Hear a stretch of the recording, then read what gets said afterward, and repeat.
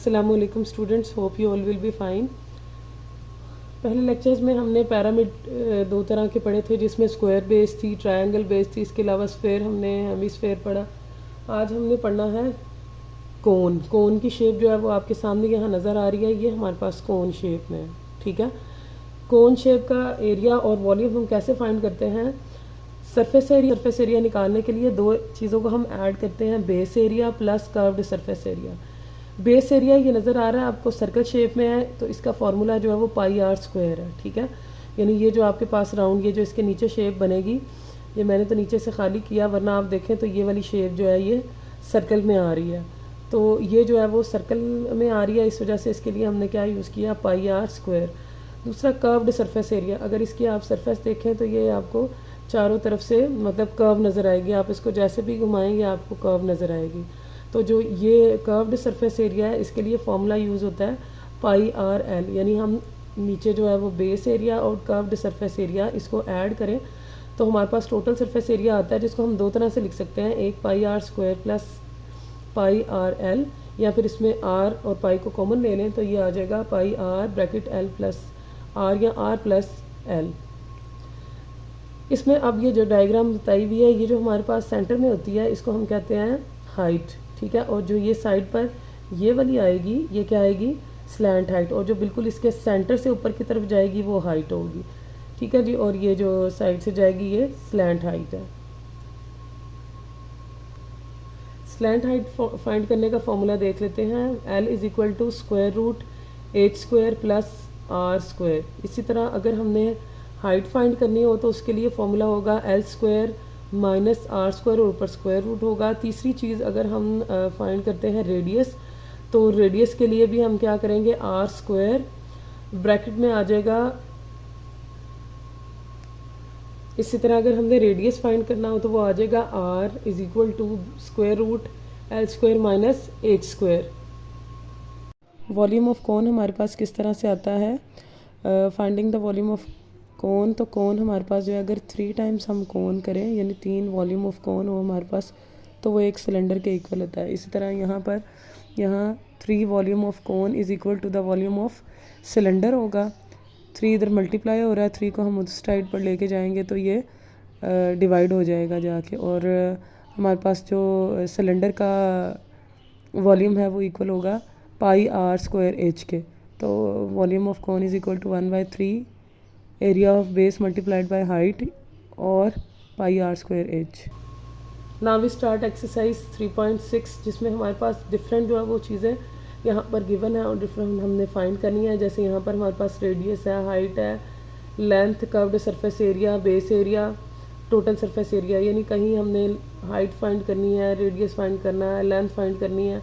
Now we start question number 1 part 2, जिसमें हमारे पास रेडियस गिवन है, हाइट गिवन है। ठीक है, रेडियस और हाइट गिवन थी और हमने फाइंड करना है curved surface area, base area और टोटल सरफेस एरिया। अच्छा जी, सबसे पहले हम इसे लेंथ निकालेंगे, क्योंकि हमारे पास जो कर्व्ड सरफेस एरिया है उसका फॉर्मूला है पाई आर एल, तो हमें एल की ज़रूरत पड़ेगी।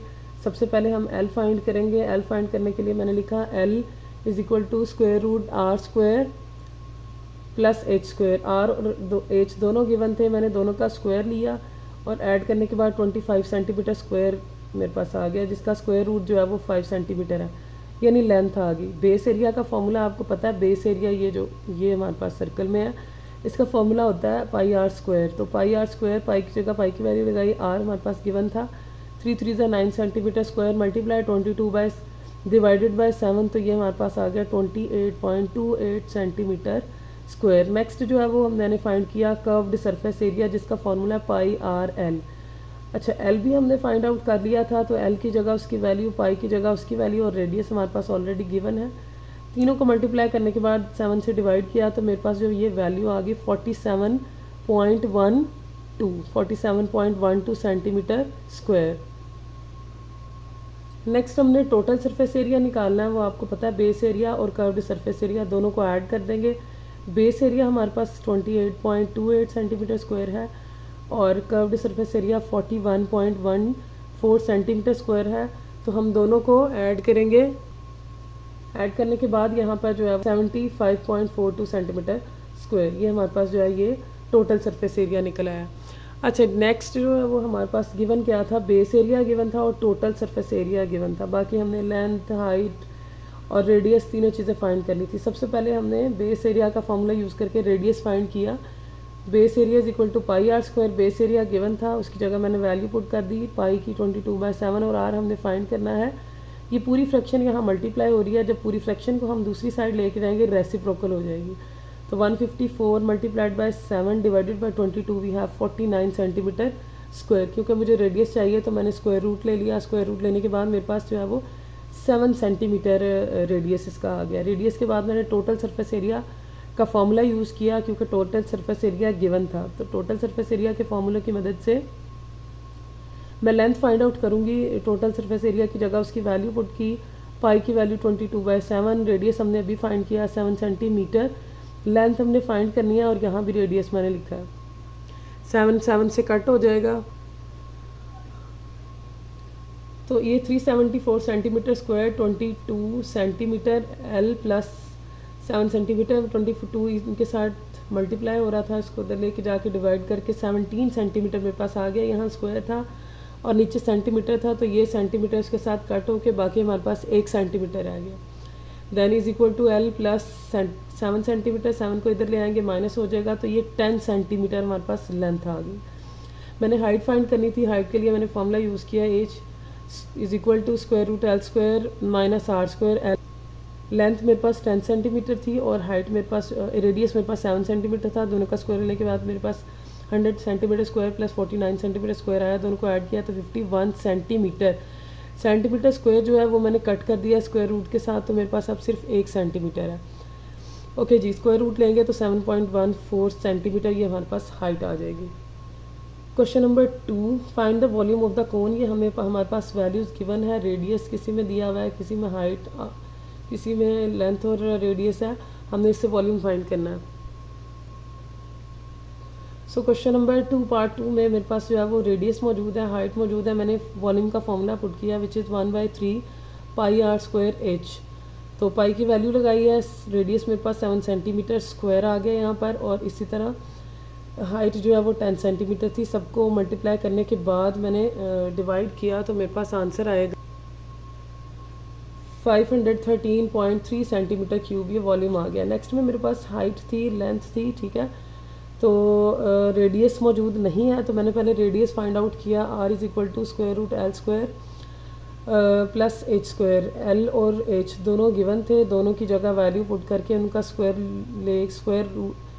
लेने के बाद हमने 64 माइनस 25 किया तो मेरे पास 39 सेंटीमीटर स्क्वायर आ गया। सेंटीमीटर स्क्वायर को मैंने कट कर दिया तो ये सिर्फ मेरे पास सेंटीमीटर रह गया और इसका स्क्वायर रूट है 6.24। रेडियस आ गया तो मैंने अब वैल्यूज़ पुट की वॉल्यूम का फॉर्मूला यूज़ करते हुए, जिसमें इन सब वैल्यूज़ को मल्टीप्लाई करने के बाद मैंने 21 से डिवाइड किया तो ये आ गया 203.97 सेंटीमीटर क्यूब, ये वॉल्यूम आ गया। नेक्स्ट क्वेश्चन नंबर 5 है, the area of the base of cone is 38.50 centimetre square. यानी हमें area of cone, base area जो है वो बेस ऑफ कोन दी हुई है। If it's height is 3 times the radius of the base, find the volume. अच्छा जी, condition में ये रेडियस अगर आर हो तो हाइट जो है वो हमारे पास 3r होगी, क्योंकि उसने ये कहा कि 3 टाइम्स जो है वो रेडियस का 3 टाइम्स करें तो वो हाइट है, तो वो 3r हो जाएगी। अच्छा, बेस एरिया ऑफ कोन जो है वो हमारे पास 38.50 सेंटीमीटर स्क्वायर था। बेस एरिया का फॉर्मूला यूज़ करते हुए मैंने वैल्यूज़ पुट की। पाई की value 22/7 R square is equal to 38.50 centimetre square. Values put करने के बाद ये पूरी फ्रैक्शन जो है वो उधर जाकर रेसिप्रोकल होगी, जो कि 38.50 से मल्टीप्लाई 7 और डिवाइडेड बाय 22 करने के बाद मेरे पास आ गया 12.25 सेंटीमीटर स्क्वायर। मैंने स्क्वायर रूट लिया तो स्क्वायर रूट लेने के बाद जो मेरे पास रेडियस है ये आया 3.5 सेंटीमीटर। अच्छा, क्वेश्चन के अकॉर्डिंग, कंडीशन के अकॉर्डिंग ये था कि जो रेडियस है वो अगर r है तो हाइट जो है वो 3r होगी, 3 टाइम्स थी। मैंने इसको 3 से मल्टीप्लाई करके हाइट भी जो है वो फाइंड आउट कर ली। तो वॉल्यूम का फॉर्मूला यूज़ करते हुए फिर मैंने हाइट की जगह 5 सेंटीमीटर जो है वो राइट किया, और रेडियस जो है वो मेरे पास 3.5 सेंटीमीटर था। मल्टीप्लाई करने के बाद यानी यहाँ मैंने 22 को मल्टीप्लाई 1 से किया और 7 को 3 से, तो ये मेरे पास फ्रैक्शन ये थी 3.5 का। अगर मैं स्क्वायर लूँ तो वो आएगा 12.25 सेंटीमीटर स्क्वायर और 10.5 सेंटीमीटर। अब सबको मल्टीप्लाई करने के बाद मैंने 21 से डिवाइड करना है, और 21 से डिवाइड करने के बाद मेरे पास आंसर जो है वो वॉल्यूम जिसका आ गया 134.75 centimetre cube. Next question number 6. The conical tent is 8 meter height and its base is 54 decimeter radius. It is to be used to accommodate scouts. How many scouts can be accommodated in the tent if each scout requires 5.832 meter cube of air? So question की statement में हमारे पास height जो है वो tent की 8.4 दी हुई है, radius जो है वो 54 डेसीमीटर में दिया हुआ है, और उसने ये कहा कि अगर स्काउट्स को अकोमोडेट करना हो और एयर जो है वो हमारे पास रिक्वायर्ड हो 5.832, तो कितने स्काउट्स जो है अकोमोडेट हो सकते हैं उस टेंट के अंदर।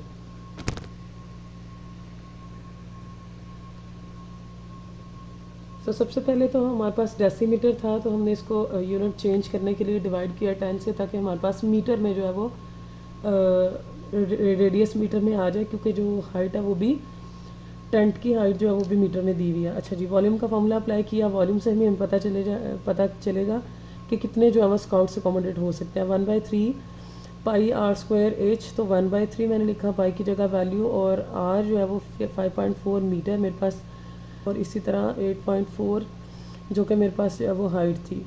स्क्वायर लेने के बाद 29.16 जो है वो वैल्यू आई है मीटर स्क्वायर में।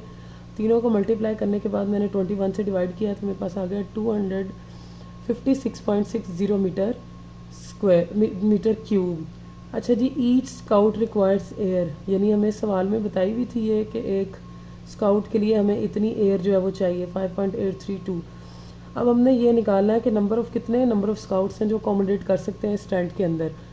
तो मैंने इसको डिवाइड कर दिया, जो एयर उन्होंने दी हुई थी उसके साथ मीटर क्यूब से कट हो जाएगा। डिवाइड करने के बाद जो है वो मेरे पास आंसर जो 44 आ गया। इट मीन्स के नंबर ऑफ़ स्काउट्स जो अकोमोडेट कर सकते हैं उसमें वो 44 है। ओके स्टूडेंट्स, अल्लाह हाफिज़।